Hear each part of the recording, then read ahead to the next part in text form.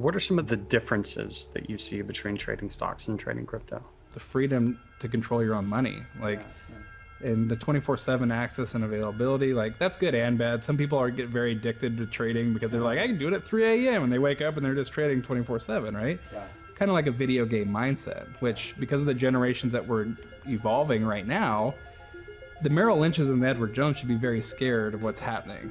Yeah. Because more and more people are learning that they can do it on them by themselves and for themselves, make way better returns, and they don't have to contact their broker to make any type of transaction, right? Yeah. So you have the freedom and flexibility to do pretty much whatever you want on the trading side.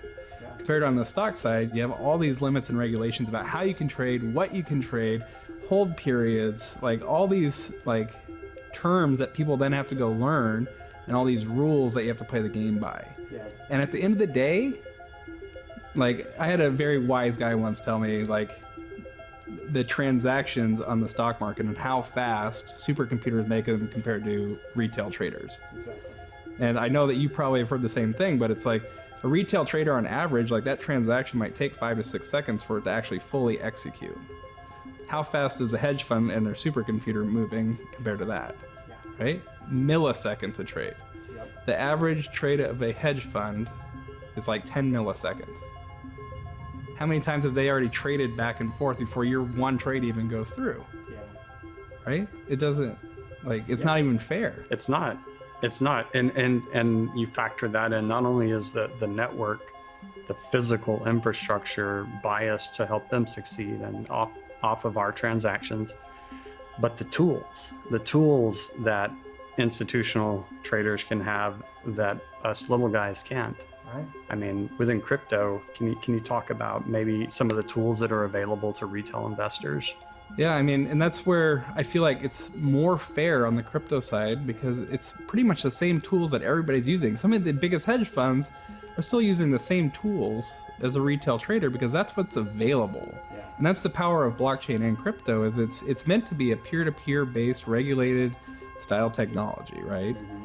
If one person has different tools than somebody else, like that's not a true like equal, right? Yeah. So like they could do things differently if they wanted to, which like on the stock side they do. Yeah. On the crypto side, you have a lot of the same scanners and tools and trading platforms and wallets, and some of these wallets, like you got to be careful and do your research before picking a wallet and all this stuff. But like it's the same funds that are jumping into crypto right now are setting up the same wallets as I could go set up right now. Yeah. Right? So it's fair for everybody. Exactly. So like some of that technology and system wise, like once you start to understand like the core components of setting up a wallet and converting it over and like just moving funds around, Yeah. like it's kind of the same thing that even a fund has to do, and they're using the same tools that you are. Yeah. So it's fair. I think if people understood how stacked the stock exchanges are against them, Yeah. well, who knows what they would do, but I'd be angry. Right. I was angry. Yeah. It's no same here. And I mean, I had good results in stocks, but like I said, I've converted over to pushing mostly crypto investments now because like it really is more free. Like you have more freedom to do just about anything you want. Yeah. And I think that's what most retail traders want. And that's another difference back to the stock market, right? Yeah. Stock market's super regulated. Yeah. You know, like if you have an asset that you invest into and it goes to zero overnight, like the SEC is going to come knocking on your behalf. You know, and there's going to be lawsuits. There's going to be all this stuff. There's specific government entities that basically make sure that that stuff doesn't happen. And Yeah. you have the accredited investors out there. You have all these like status levels Yep. to make sure that scams don't happen. Yeah. Right? Crypto world, not so much. Yeah. Like I said earlier, it's a peer-to-peer based network where that's why it was built to be the way it is. It's fully transparent for a reason. Yeah. If I want to go look at every single ledger transaction going into a wallet, I can. Yeah. Exactly. You know, so like it's more peer-to-peer based on that side. So like it does help keep some of the scams and frauds at bay, but at the same time, like it's the wild, wild west right now because there really isn't like a government body overseeing all that stuff. Yeah, and there's a lot of ignorance, like just it's so new. People don't know what they don't know. Yeah. And so, I mean, I had one lady say that she didn't want to invest into Bitcoin because she didn't have 50 grand to put on a token. Right.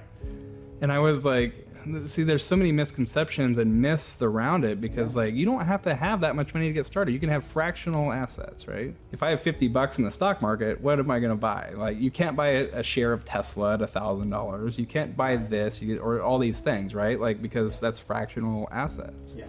Crypto, I can step over and say, well, okay, I'm going to buy $50 worth of Bitcoin. And yeah, that might be 0.0000000 how many ever zeros out there, depending on when you're buying. Yeah.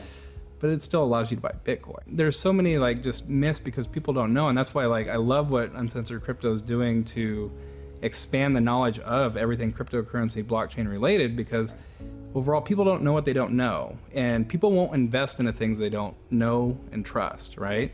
And right now we're sitting at a $2 trillion market cap, right? That's a fifth of what gold's at. Gold's at $9 to $10 trillion, right?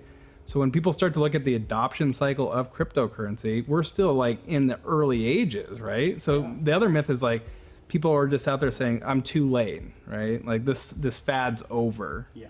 And I'm just like, I skipped out on it in 2009, right? And like I've been sitting here over a decade later, and I'm still early to the show. Exactly. Right? So it's like there's so many myths around it. I'm too late. It's just a fad. Like I have to have so much money to get started. It's like all these are just myths, and it's because there's a lack of knowledge on like the true like benefits to the technology, to the coin, and actually how to actually make it work for you.